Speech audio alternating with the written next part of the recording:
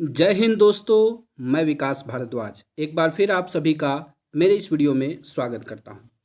आज के इस वीडियो में हम लोग मिनिस्ट्री ऑफ रेलवेज के द्वारा जो नोटिफिकेशन जारी किया गया, जो 15 जुलाई 2021 को निकला है, और इस नोटिफिकेशन में आरपीएफ रूल जो है या आरपीएफ नियम कहिए, आरपीएफ नियम में कुछ परिवर्तन किए गए हैं।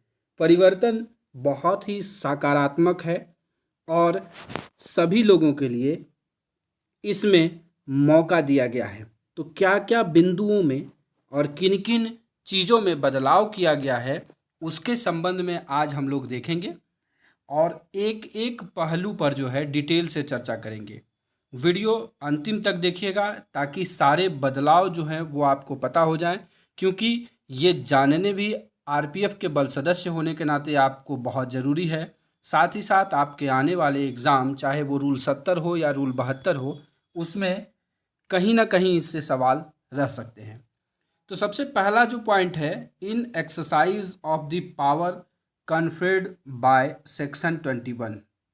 सबसे पहले तो सेक्शन 21 क्या है, किस चीज़ का? तो railway protection force act 1957। The central government hereby makes the following rules further to amend the railway protection force rule 1987। मतलब कि जो रेल सुरक्षा बल नियम 1987 था, जिसे कि आरपीएफ एक्ट की धारा 21 के शक्तियों का प्रयोग करते हुए केंद्र सरकार बनाती है, उसमें अमेंडमेंट किया गया है। और उस संशोधन के बाद यह क्या होगा, इसका नाम हो जाएगा, दीज रूल्स में be called the railway protection force amendment rule 2021। मतलब इसका नाम हो जाएगा रेल सुरक्षा बल संशोधित नियम 2021। दे शैल कम इनटू फोर्स, ये कब लागू होंगे? On the date of their publication in official gazette. जिस दिन यह ऑफिशियल गैजेट, मतलब जो ये राजपत्र है, जिस दिन प्रकाशित होगा उस दिन से यह लागू माना जाएगा। मतलब किस दिन लागू हुआ? 15 जुलाई 2021 को यह नोटिफिकेशन निकल रहा है। तो 15 जुलाई 2021 के जिस दिन ये नोटिफिकेशन बन गया, तब से यह लागू माना जाएगा। आगे देखते हैं। तो सबसे पहले ओवरव्यू में आपको बता दूं कि किन किन जगहों पर जो है किन किन नियम में बदलाव हुआ है, ताकि आप उस नियम के पुराने नियम को भी देख पाएँ और नए नियम में क्या कुछ बदलाव हुए हैं उसे आप समझ पाएँ। वैसे मैं पूरे वीडियो में आपको डिटेल से इसको बताऊंगा। सबसे पहला देखिए नियम 27, फिर हुआ नियम 64, उसके बाद रूल 70, इसके बाद आगे आएंगे तो रूल 72 में भी बदलाव हुआ है, फिर है रूल 89 में बदलाव हुआ है। उसके बाद आगे चलेंगे तो रूल 94 में बदलाव हुआ है। अगला देखेंगे तो रूल 96 में बदलाव हुआ है, रूल 97 में बदलाव हुआ है और रूल 98 में बदलाव हुआ है। इसके बाद रूल 99 में बदलाव हुआ है। 13वां पॉइंट रूल 99 से संबंधित है। और इसके बाद जो है आपको शेड्यूल 1 में भी बदलाव हुआ है, अनुसूची 1 में, और अनुसूची 5 में भी, अनुसूची 2, अनुसूची 4, इसमें भी बदलाव किए गए हैं। तो इन सारे बदलाव को हम लोग इस वीडियो में देखेंगे। तो चलिए देखते हैं क्या कुछ बदलाव हुए हैं। शुरू से आते हैं। सबसे पहले नियम 27 में देखते हैं क्या कुछ बदलाव हुआ है। तो कहता है कि in railway protection force rule 1987 hereinafter referred to as said rules in sub rule 1 of rule 27 in clause E, rule 27 के क्लॉज ई में for the word inspectors the word sub inspector executive of railway protection force, sub inspector executive of railway protection special force, inspector executive of railway protection force and railway protection special force shall be substituted. इन सब को जो है substitute किया गया है। ठीक है। For the word inspectors जो है वो sub inspector executive of railway protection force और SI executive RPSF, inspector executive RPF RPSF shall be substituted. फिर है सब्स्टिट्यूटेड किया गया। फिर आया रूल 64 में। रूल 64 में क्या है, इसमें the following rule shall be substituted namely, उसका नाम बदल करके अब कर दिया गया है 64 हो गया है ओरिएंटेशन कोर्स। ठीक है, तो enrolled member of the force देख लीजिए, enrolled member of the force कौन कौन है। Enrolled member of the force constable to IPF, ये भी एक सवाल हो गया। तो enrolled member of the force after being promoted to the rank of head constable, assistant sub inspector और sub inspector shall undergo a special course hereinafter referred as orientation course. पहले इसको special course बोला जाता था, विशेष पाठ्यक्रम, लेकिन अब उसका नाम बदल करके क्या कर दिया गया है, ओरिएंटेशन कोर्स। तो जहाँ है विवाद वहीं बनता है सवाल, ये मेरा थंब रूल है। तो यहाँ थोड़ा सा विवाद आया तो यहाँ से बनेगा आपके लिए सवाल। तो जो स्पेशल कोर्स था उसे अब हम लोग किस नाम से जानेंगे, ओरिएंटेशन कोर्स के नाम से जानेंगे। At the earliest after approval of the panel at any training institution of the force for a duration which may be fixed by director general. तो आप लोग रूल 64 समझ गए, क्या इसमें बदलाव हुआ। आगे आते हैं रूल 70 में क्या बदलाव किया गया। In sub rule 6 of 70, rule 70 of the said rule in item 4 the words 3 principal chief security commissioner और chief security commissioners, the word 3 officer और the rank of inspector general और deputy inspector general shall be substituted. मतलब क्या हुआ कि पहले था 3 principal chief security commissioners और चीफ सिक्योरिटी कमिश्नर, आ गया the word 3 officer of the rank of inspector general और deputy inspector general shall be substituted.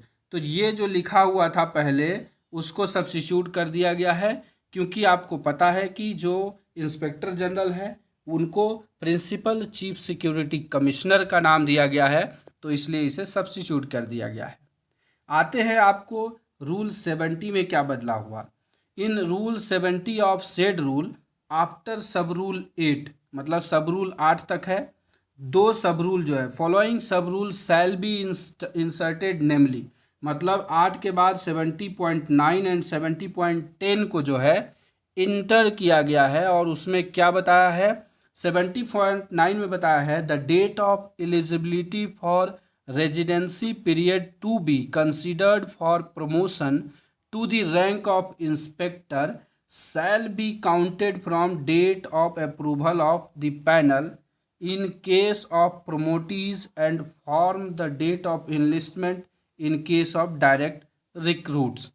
तो आप देख लीजिए, पहले इसमें झमेला होता था, मतलब विवाद होता था, तो अब ये क्लियर कर दिया गया है कि जो भी एलिजिबिलिटी रेजिडेंसी पीरियड को पूरा करते हैं प्रमोशन के लिए, इंस्पेक्टर के लिए, तो उनके लिए रेजिडेंसी पीरियड क्या होगा, तो डेट ऑफ इनलिस्टमेंट होगा डायरेक्ट रिक्रूट्स के लिए। जैसे मैं डायरेक्ट आया हूँ एसआई में, तो मेरे लिए मेरा डेट ऑफ इनलिस्टमेंट ही से मेरा रेजिडेंसी पीरियड देखा जाएगा।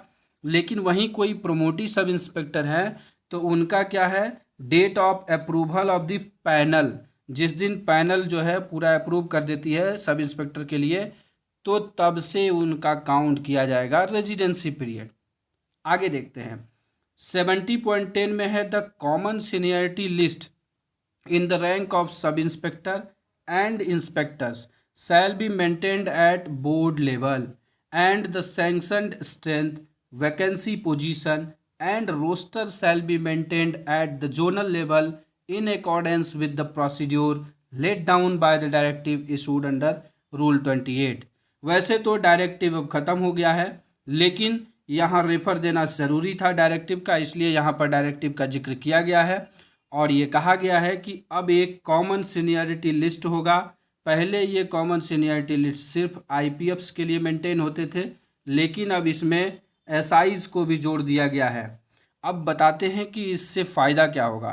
कॉमन जो भी सीनियरिटी होगा वो को मेंटेन होगा, वो होगा रेलवे बोर्ड लेवल पर, लेकिन जो वैकेंसी पोजीशन है, सैंक्शन स्ट्रेंथ्स हैं और रोस्टर्स जो है वो आपको जोनल लेवल पर ही मेंटेन किया जाएगा। क्योंकि जोनल लेवल पर जो प्रशासन देखता है वो पीसीएससी देखता है और उन्हें पता है कि उनको उसके जोन में क्या क्या आवश्यकता है, कितने रैंक की। तो सब इंस्पेक्टर का जो जोनल सीनियरिटी बनाने से, सॉरी, ऑल इंडिया सीनियरिटी बनाने से, कॉमन सीनियरिटी बनाने से फ़ायदा ये अब हो जाएगा कि अगर कोई म्यूचुअल ट्रांसफ़र पर जाता है, म्यूचुअल ट्रांसफ़र पर जाता है तो उसकी सीनियरिटी जो है वो अब मार नहीं खाएगी। मतलब पहले अगर कोई म्यूचुअल जाता था तो उनको बॉटम सीनियरिटी दिया जाता था रैंक का। तो अब जो है उस चीज़ को अगर ऑल इंडिया लेवल पर मेंटेन किया जाएगा तो ये बहुत ही अच्छी बात है और ये फ़ायदा यहाँ से मिलेगा। आगे देखते हैं, provided that until the sub inspector from the common seniority list become eligible for appearing in the selection to the rank of inspector, the selection shall be conducted based on seniority list of sub inspector maintained at zonal railway। इसमें क्या है कि zonal railway में जो seniority है उसी के base पर जो है जो सीनियरिटी है जोनल लेवल पर जिसका, और वैकेंसी पोजीशन के हिसाब से ही क्या होगा, एलिजिबिलिटी दिखा जाएगा कि कौन एग्ज़ाम में अपीयर होगा।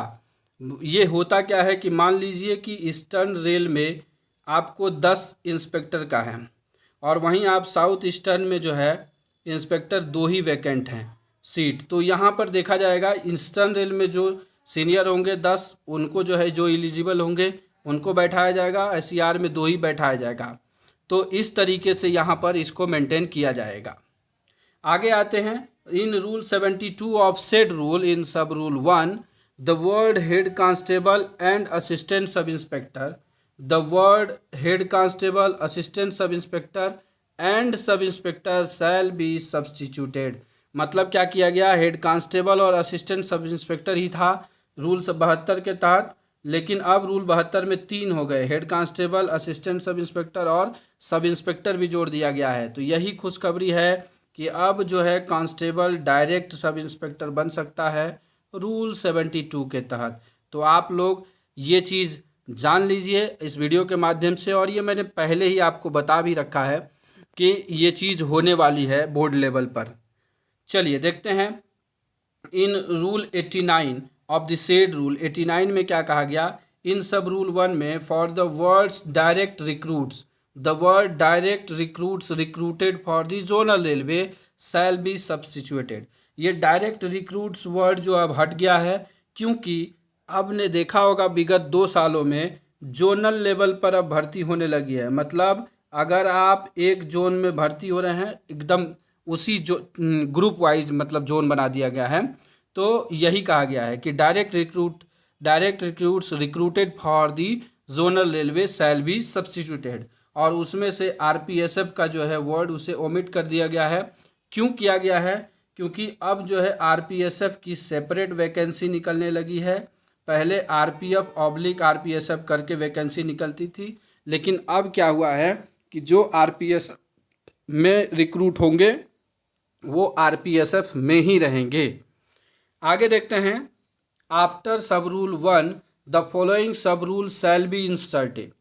पहला क्या दिया गया, 89(1) के बाद एक 89(1) का ए जोड़ा गया।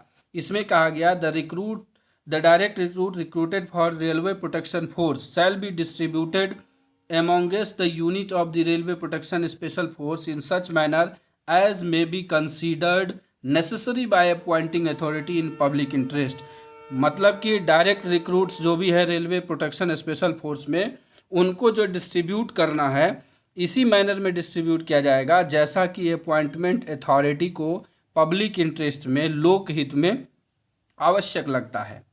आगे है, in rule 89 of the said rule for the sub rule 2 the following sub rule shall be substituted namely. क्या किया गया, 89 के 2 में कॉन्स्टेबल्स लिखा हुआ है, उसमें लिखा हुआ है क्या, on successful completion of initial training direct recruits recruited for the zonal railways shall be distributed for enrollment amongst the division and production units, and direct recruits recruited for railway protection special force shall be distributed among various units of the Railway Protection Special Force in such manner as may be considered necessary by the Principal Chief Security Commissioner concerned in public interest। आपको क्या है, अब जो भी zonal railways के तहत ही recruit होंगे, अब उनका डिस्ट्रीब्यूशन जो होगा किस डिवीज़न में, किस प्रोडक्शन यूनिट में कैसे होगा, आरपीएसएफ का डिस्ट्रीब्यूशन कैसे होगा उनके यूनिट्स में, ये सारा चीज़ कौन देखेगा? प्रिंसिपल चीफ सिक्योरिटी कमिश्नर उसको करेगा। किस मैनर में? जैसा उसे पब्लिक इंटरेस्ट में अच्छा लगे। आइए देखते हैं इन रूल 94 में क्या किया गया। सब रूल 1 में किया गया है चेंजेस कि for the words incumbents of post in a rank, the word incumbents of post in a rank joining on the basis of different selection और recruitment test shall be substituted. पहले क्या था? Incumbents of post in rank लिखा था, but इसके जगह पर अब होगा incumbents of post in a rank joining on the basis of different selection और रिक्रूटमेंट टेस्ट, ये रहेगा। आगे क्या हुआ कि आपको ये कहा गया following provision shall be inserted namely. ये पूरा पैरा ये बताता है कि आपका कैसे मेरिट निर्धारित किया जाएगा ट्रेनिंग में जाने के बाद। तो ट्रेनिंग में जाने के बाद अभी तक जो रूल था कि जो भी लोग ट्रेनिंग में जो जैसा रैंक पाते थे उसी रैंक पे उनको सीनियर मोस्ट कर दिया जाता था, लेकिन अब उसे थोड़ा बदल करके क्या कर दिया गया है कि 90% आपका वेटेज रहेगा। किसका? आपके भर्ती जो जिस रिक्रूटमेंट जो हुआ है आपका उसमें जो आपने नंबर पाया है, और 10% आपका इनिशियल ट्रेनिंग का लिया जाएगा। उदाहरण के तौर पे मानिए कि 120 नंबर का एग्ज़ाम होता है, इसमें आपने 100 नंबर पाया था, और आपका इंडोर में मान लीजिए यहाँ 800 नंबर का एग्ज़ाम होता है, उसमें आपने 700 नंबर पाया था। तो आपका वेटेज जो होगा इसका 90% होगा, दैट मीन्स 90 नंबर, और इसका 10% दैट मीन्स 70 नंबर। तो आपका हो जाएगा 160 जो आपका नंबर हो गया। अब ये 160 पाने के बाद आप जिस पोजीशन पे होंगे वही आपका सीनियरिटी लिस्ट बनेगा।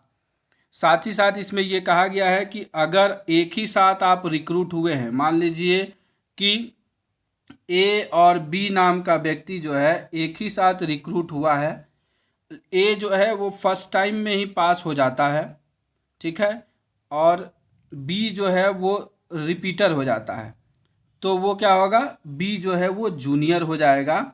किससे? ए से। तो इस तरीके का चीज़ इसमें बताया गया है। सेम चीज़ आइए in rule 96 offset rule clause 1, इसमें भी वही मेरिट वाली बात कही गई है, जिसको कि ये एक सच माइनर जो है, एक माइनर पर जो है इसे किया जाएगा अमेंडमेंट करके, जो है 90% वेटेज और 10% वेटेज जो है इसको करके इसमें काम किया जाएगा। तो ये चीज़ें हैं। आगे जो है रूल 97 में क्या अमेंडमेंट किया गया सीनियरिटी ऑफ डिपार्टमेंटल प्रमोटी के बारे में बताया गया। तो लिखा है कि the seniority of promotee shall be determined according to the position assigned to them in the select panel by departmental promotion committee and notional seniority shall be based on the date of approval of panel. मतलब कि उनको जो है DPC जैसे assigned करती है panel प्रमोटी का, और नोशनल सीनियरिटी उनका कब होगा? जिस दिन अप्रूव हो जाता है, ठीक है, on the date of approval of panel. यहाँ देखिएगा अप्रूवल ऑफ पैनल के बारे में, मान लीजिए कि पैनल जो है 15/9 को गठित हो गया 2021 को, पर जो है सिलेक्शन पैनल के बाद जो है वो 2022 में वो रैंक लेते हैं, लेकिन ये पैनल जिस दिन बन गया है इसी डेट से उनकी सीनियरिटी जो है अगले प्रमोशन के लिए काउंट की जाएगी और उनको सीनियर माना जाएगा। ठीक है, चलते हैं आगे। इन sub rule 98 of said rule क्या कहता है? For the word the date of promotion in case of promotee, the word the date of issue of panel in case of promotee. क्या है? Issue of panel in case of, यहाँ the date of promotion लिखा हुआ है, मतलब promotion लेने वाला date जो है ये नहीं होगा, उसके जगह पे क्या होगा? Date of issue of panel हो जाएगा। आगे दूसरा क्या कहा गया? This rule shall be apply to recruitments both in initial and intermediate grades shall be omitted. मतलब कि बोथ इनिशियल, ये सारा चीज़ लिखा जो है, this rule shall be apply to recruitments both initial and intermediate grades shall be omitted. मतलब इस line को जो है रूल 98 से हटा दिया गया है और उसके जगह पर क्या दिया गया है, after sub rule 1 the following sub rule shall be inserted, namely 98 का क्लॉज 98(1)(a). इसमें क्या है, inter se seniority of direct recruits from the same common entrance examination but trained in different batches in different training institute and promotes shall be decided as per the directive issued rule 28।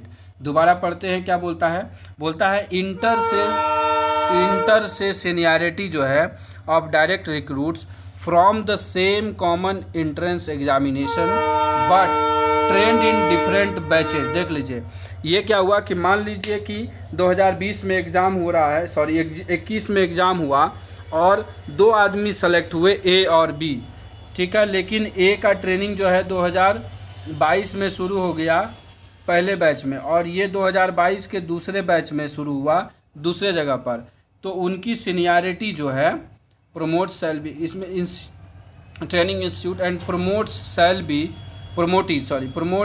Shell be decided as per directive issued under rule 28। Under rule 28 के तहत जो directive issue किया गया है उसके तहत जो है इनकी सीनियरिटी निर्धारित की जाएगी। आइए देखते हैं इन रूल 99 में क्या परिवर्तन किया गया है। In sub rule 1 the word और the railway protection force and vice versa और railway protection special force shall be omitted. इसमें क्या हुआ है, जो रेलवे प्रोटेक्शन स्पेशल फोर्स जो है उसे ओमिट कर दिया गया, हटा दिया गया है, क्योंकि अब तो आरपीएसएफ की अलग वैकेंसी होगी और उसके तहत वो आरपीएसएफ में ही रहेंगे। आगे आइए, इन सब रूल 2 में क्या किया गया, the for the word enrolled member of the force the word enrolled member except sub inspector और inspector of the force shall be substituted.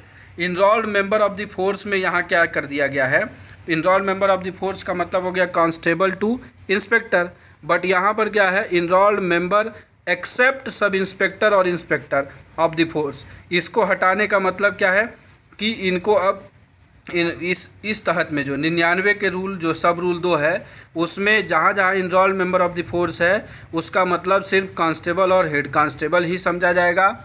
यहाँ पर सब इंस्पेक्टर और इंस्पेक्टर को हटा दिया गया है, एएसआई तक को ही रखा गया है। इस क्यों रखा गया है वो आगे क्लियर होगा।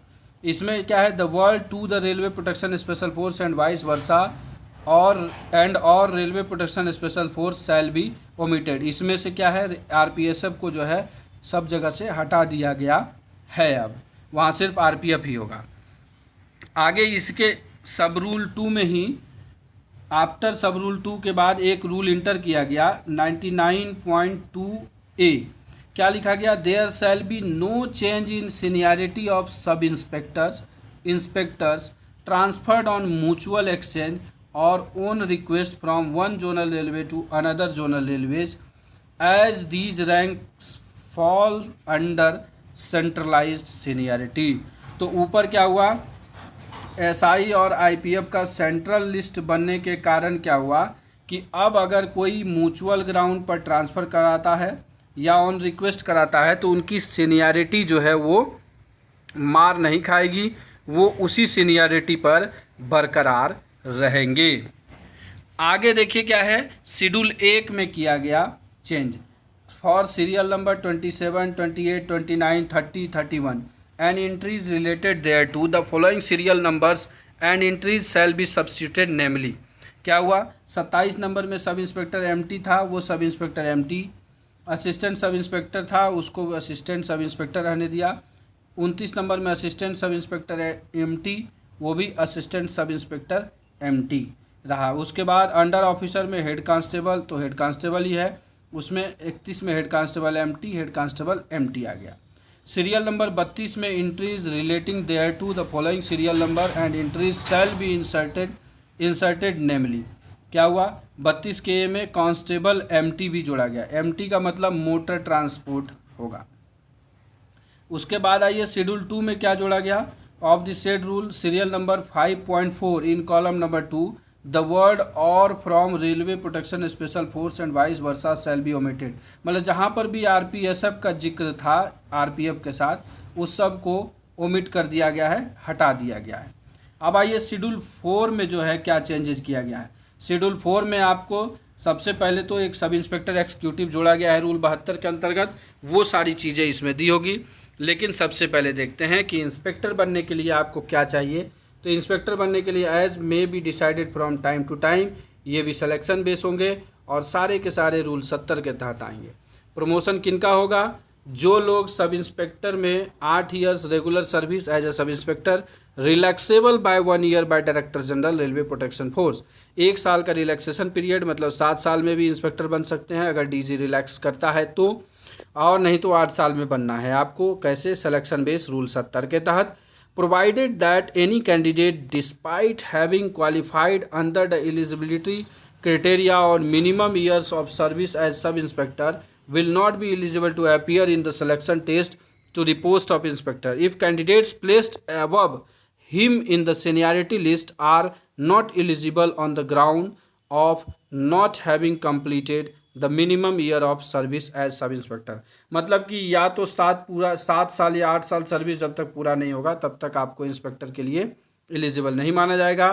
नोट में है where juniors who have completed their qualifying or eligibility service are being considered for promotion, their seniors would be also be considered provided they are not short of the requisite qualifying or eligibility service by more than half of such qualifying or eligibility service of 2 years which is less and have successfully completed their probation period in the current grade along with their juniors who have already completed such qualifying eligibility service।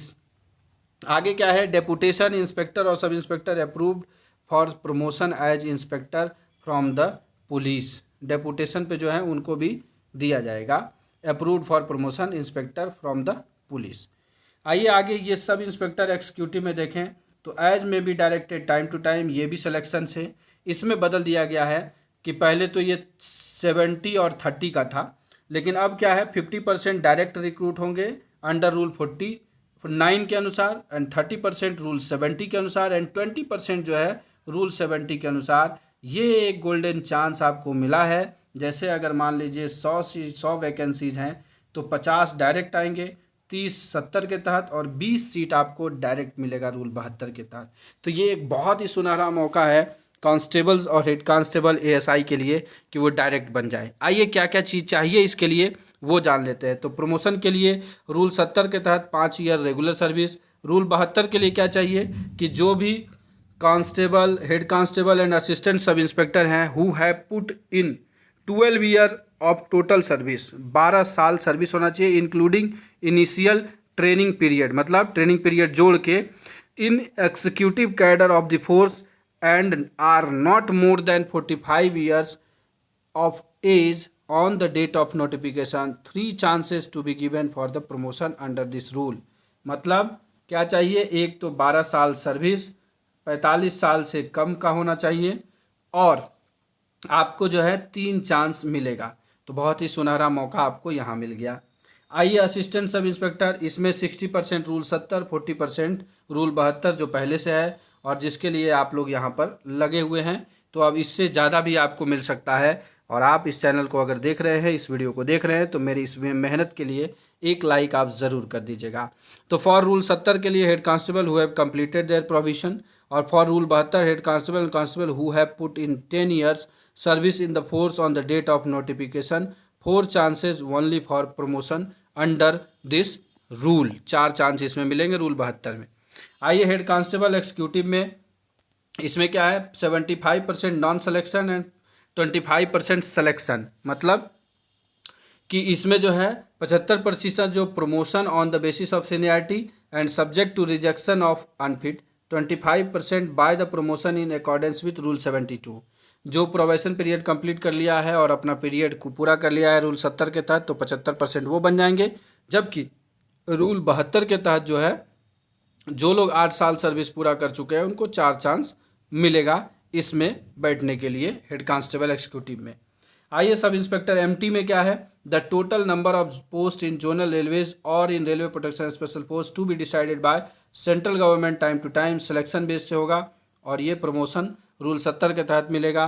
Promotion assistant sub inspector MT जो 5 साल complete कर चुके हैं service, वो sub inspector MT बन सकते हैं। तो असिस्टेंट सब इंस्पेक्टर MT में क्या है, इसमें भी सिलेक्शन है 60% 70 से और 40% 72 से।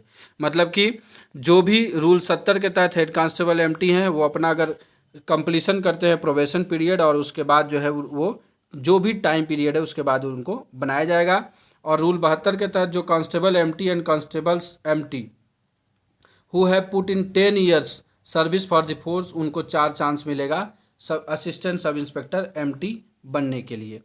आइए हेड कांस्टेबल MT कैसे बनेंगे। इसमें भी 75% नन सिलेक्शन, 25% सिलेक्शन। 25% जो होगा वो क्या होगा, रूल 72 के तहत होगा। जो 8 साल अपना सर्विस पूरा कर चुके हैं उनको भी 4 चांस मिलेगा। अब नोट में देखिए यहाँ क्या लिखा है। नोट में लिखा है constable MT shall be appointed post screening of willing constable executive failing which by direct recruitment guideline for screening और direct recruitment shall be issued by director general railway protection force as directive. मतलब कि आपका क्या है, appoint हो जाता है। Appointment कैसे होगा, MT का स्क्रीनिंग होगा विलिंग कांस्टेबल एग्जीक्यूटिव का, और वो उसी MT में ही ड्राइवर में ही चले जाएंगे।